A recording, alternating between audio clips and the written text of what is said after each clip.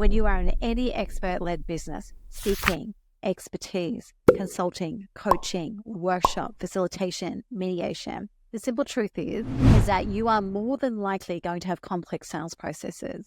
Now, those complex sales processes kick in as soon as there is more than one person making a decision. And if you are aiming for big stages and big conferences, you will be dealing with association committees, you will be dealing with internal conference committees, you will be dealing with bureaus and conference organizers who will be recommending a short list to people you've not even met yet. So a lot of your sales is actually a complex sales process.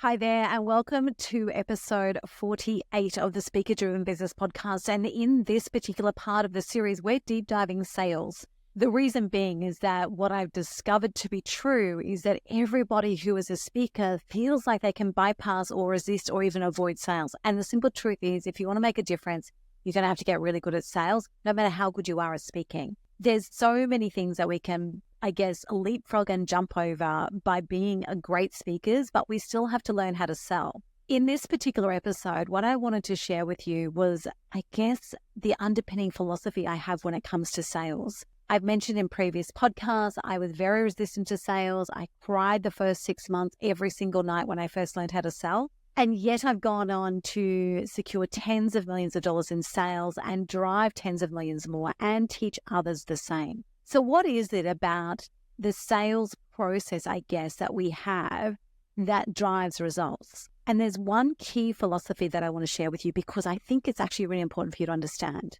And that is a process or a philosophy that I call the single step sell. Now, this is not the single call close. I actually am totally against the single call close.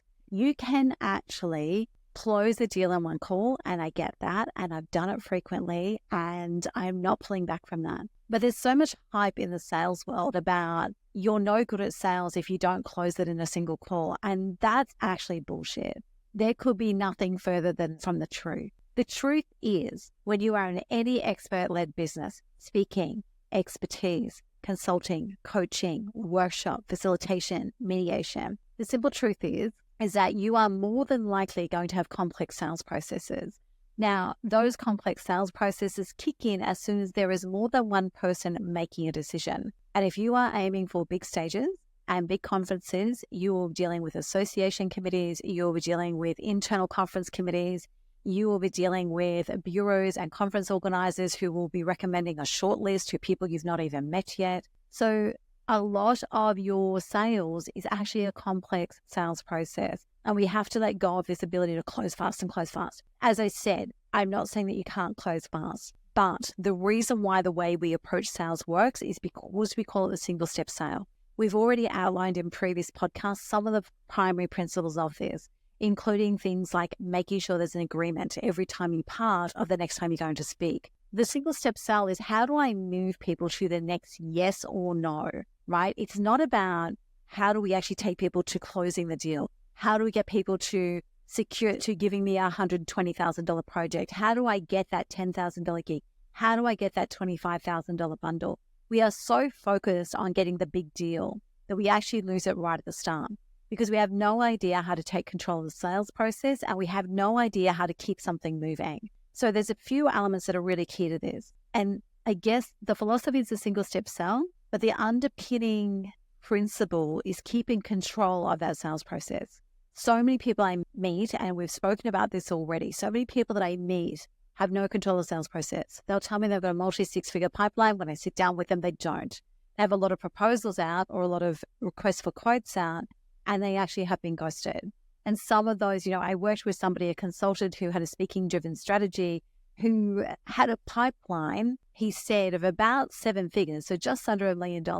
The truth was, when I sat down, the average length of time between when he had sent the proposal out and the day I started working with him was more than 4 months. That's not a pipeline. That's a graveyard, right? It's not a pipeline. It's a graveyard where every proposal is a tombstone. because you haven't taken control of the process and you haven't understood. You're so excited about closing that contract. You believe that the high level of interest that people have in your work has closed the deal. And so many times we get off and think that connecting with someone and getting along with someone, building that relationship actually closes the deal, and it doesn't. I only in the last 24 hours had a conversation with a private client, and yet again, I had a really great conversation with somebody in the events industry for about an hour and a half, and come away from that call with this other person saying, I love your work. I love what you're about. I'm going to push you so hard. Now I'm going to make sure you get the work that you deserve. And my client was really excited until I asked her what the next point of contact was. And she said, well, he's going to get back to me. I'm like, no, that's not how this works. And I gave her a very deliberate and specific strategy to re-engage with him on a very casual conversational purpose to get that next point of contact back in her control. But my point with this is that one of the parts of that conversation was I had to say, since we've been working together, I've now lost count of the amount of times that you come off a call convinced that someone now loves you so much from a bureau and conference organizer perspective that they're just going to go out and fight for you and get the work for you. And there is no doubt that she's really good at what she does. But the amount of opportunities that have come from people who have promised that is exactly zero. So you have to control the process, and you have to be able to understand who is actually going to do something with you and who isn't. So the single step sell is all about, as I said, how do we move them to the next yes or no?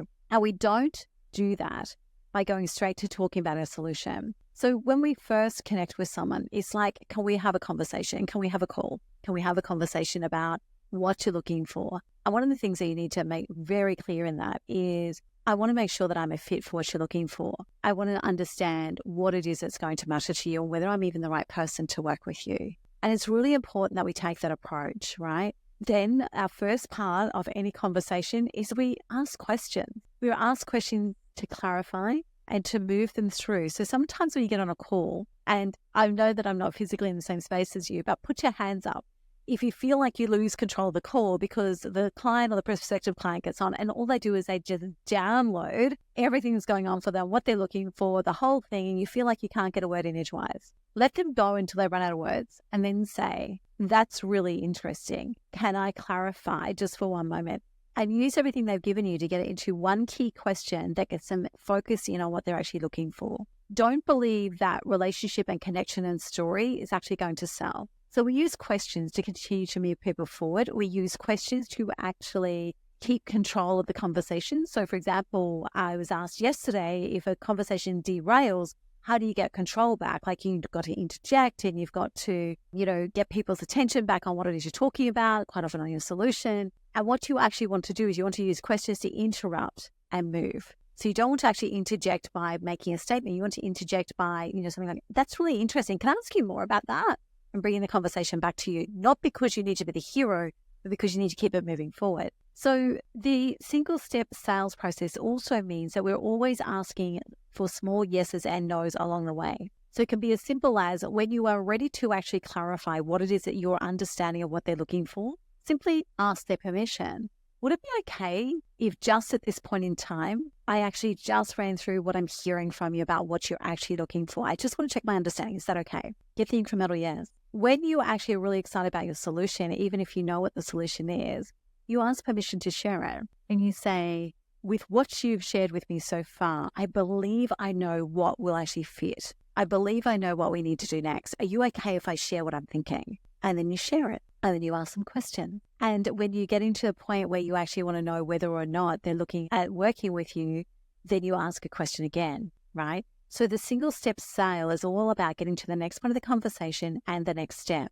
Now, the next step for most speakers is going to be sending a proposal. And the single step, sending them the proposal, you actually shouldn't be sending a proposal blind. And what I mean by that is you should have enough information from this conversation to do a really detailed proposal. And you should be willing to ask on that call, all things being equal, am I a good contender for this engagement? Is there anything that would make this a no? How do I move this from a potential no to an absolute yes? Don't be afraid to ask those questions on the call. The other thing is you have to make sure that you're selling one thing. You have to make sure that you're selling one way of doing something. You are the expert. So we've got this fixation on sell them three different things. Give them a choice of three, and I get that. But sell them one thing. 3 ways. So that might be they've asked for a keynote. Option 2 is it's a keynote plus a workshop. And option 3 is a keynote and a workshop and an enrichment program, right? Or it might be just one thing that you're offering, but there's 3 ways they can invest, right? Don't give them 3 things to buy that are vastly different or that they've got to actually make some heavy lifting. But then the single step sale really comes into its full when you get off that call. So the next step is send them the proposal. The next step is check that they've got it. The next step is see if they've got questions. The next step is make sure you're on the call. But when we actually send that proposal off, and before we get off the call, so for example, we'll say, look, I'm going to have that proposal on your desk within the next 24 hours, and they'll follow up within about 3 days from there. Is that okay with you? The only thing you're getting agreement to is the next step, right? Then when you actually have delivered the proposal, your next step is checking they got it. The next single step after that is, do they have any questions? The next single step after that is reminding them of the time that you're going to call them. The next step after that is having the call. When you get on that call, the next single step of that is getting their questions, right?